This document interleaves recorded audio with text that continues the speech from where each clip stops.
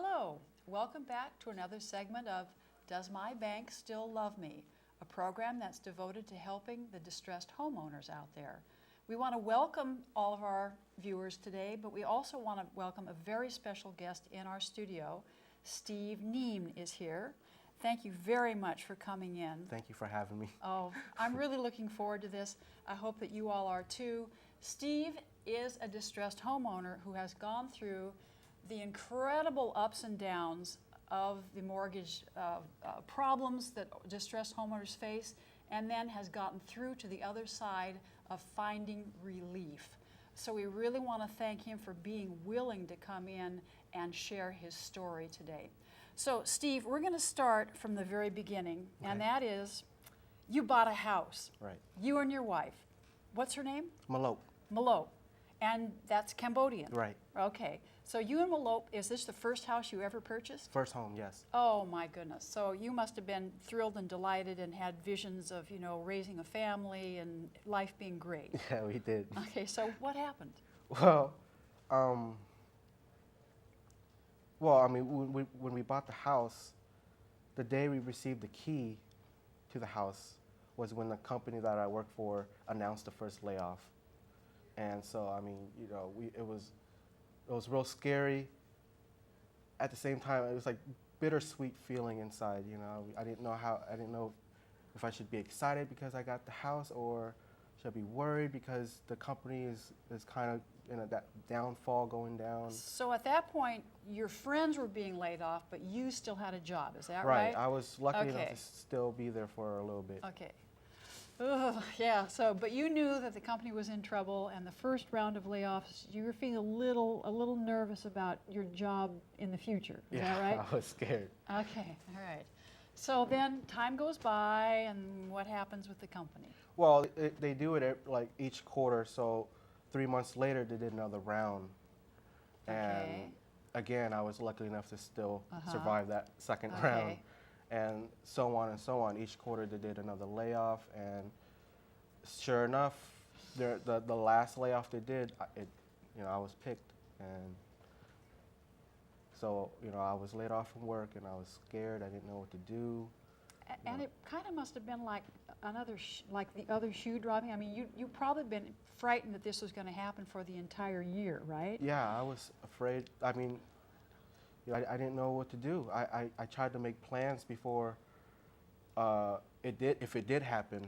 I went back to school at the same time I was working full time, trying to get certified as a welder, and sure enough, I was laid off.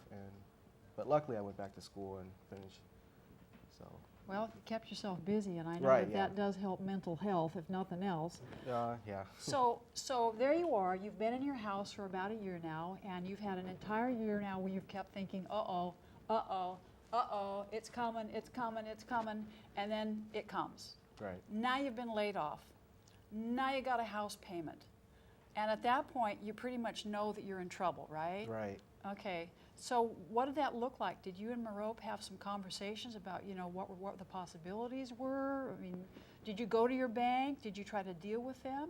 Well, no, see, I had no idea that there was such a thing where you can actually get your loan modified. I had no clue.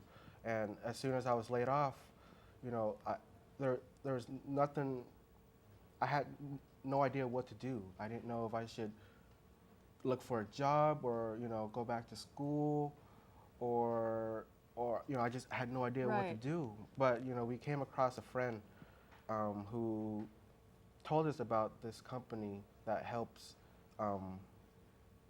help you get this your mortgage modified.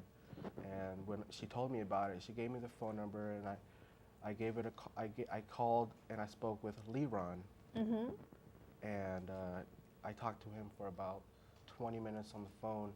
And just speaking with him, just talking with him really made me feel better. I felt it pretty much, it kind of gave me that peace of mind that there's actually help out there. Yes. And so that was when we took that first step into getting that loan modification. So then it sounds like you didn't actually ever go to your bank and ask for, some kind of a deal. No. Okay. I had no idea. All right, okay. And for those of you who have been with us, you know that Leeron is the guiding mentor, so to speak, the guiding light behind this program, Leeron Liftik. And he will be on later with Norman, who will be interviewing him about one of his incredible projects that's coming up. So a friend of yours introduced you to Leeron, and through that you started to find out that there were some other options, or there were some options rather than just paying out, whatever your mortgage was at that. What was your mortgage at that point? Well, we had it at, the interest rate was at 6.77, and we were paying just a little under $2,000 a month. Oy, okay. All right, so that's a hefty payment. Yeah. Doable for, if two people are working, but Right. pretty hard if one of them is gone. Right. So then, so what happened? So you talked with Leeron on the phone. Right. You had a conversation about, there are options, and then did you actually go in and meet with them? Yeah, I met with him immediately, and he told me what I should bring. I brought in all the paperwork and everything, and then I met with Leeron, and then he just took over from there. Just pretty much, he just took it over, and I just left it in his hands. Now, did your wife come in also, or did you bring in all the paperwork yourself? No, it was just me. Okay, all right. And so, so we've now established that you met with Leeron. Right. You brought in all the paperwork he asked for. Good man. We've emphasized how important having the proper paperwork is before in this program. And so we're going to take a short break, but we're going to come back with Steve, and we're going to find out more about what happened once Leeron took the paperwork and ran with it and dealt with the bank. And just as a last thought, what was the name of the bank that held your mortgage? Wells Fargo. Wells Fargo, okay. So we're going to find out about Steve and Leeron and Wells Fargo and what happened next. So don't go away. We'll be back.